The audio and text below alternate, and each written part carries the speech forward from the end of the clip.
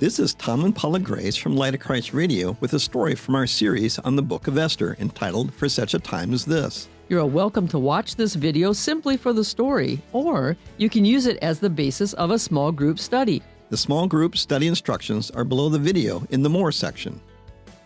Today we continue our series For Such a Time as This with the story of a new edict from Esther 8. Well, Paula, as we begin our conversation today, let's set the context of our story. Haman, an enemy of the Jews, had tricked the king into issuing a decree to kill all the Jews in the Persian Empire. And through the providence of God, Esther and her cousin Mordecai had been able to reveal this dastardly plot to the king. And the evil Haman had been hung on his own gallows, but the edict to kill the Jews still stood. The decrees of the Persian kings were irrevocable. How could the Jews survive? Which brings us to a story from the Word of God.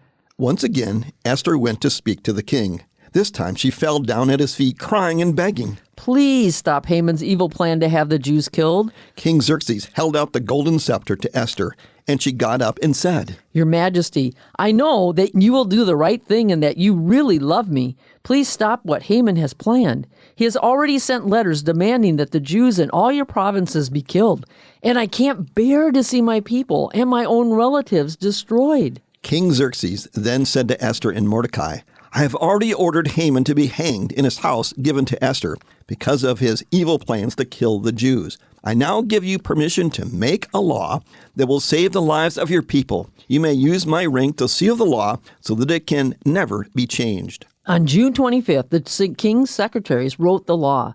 They obeyed Mordecai and wrote to the Jews and all the officials of the 127 provinces from India to Ethiopia.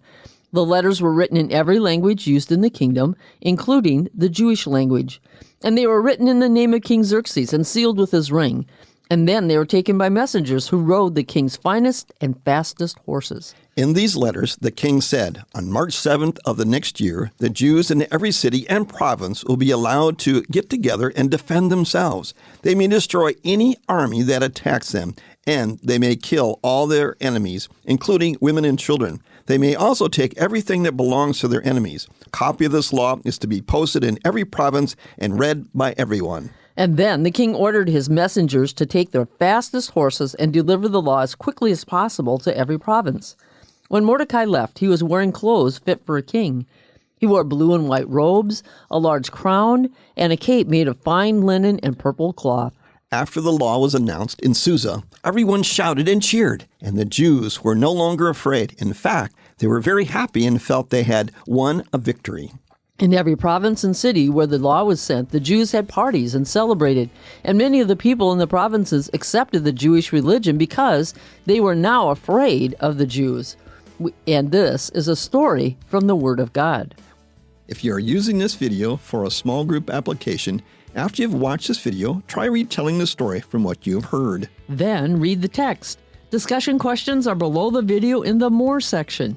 We hope you'll discover something from this story to apply to your everyday life. May you be blessed.